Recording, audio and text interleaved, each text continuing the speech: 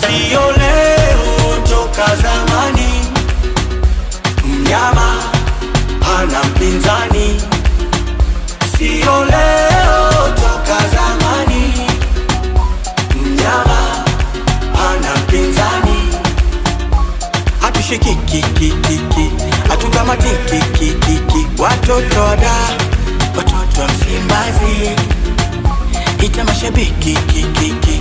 Umeanza mtiti, na msimu huu kombe Msimbazi.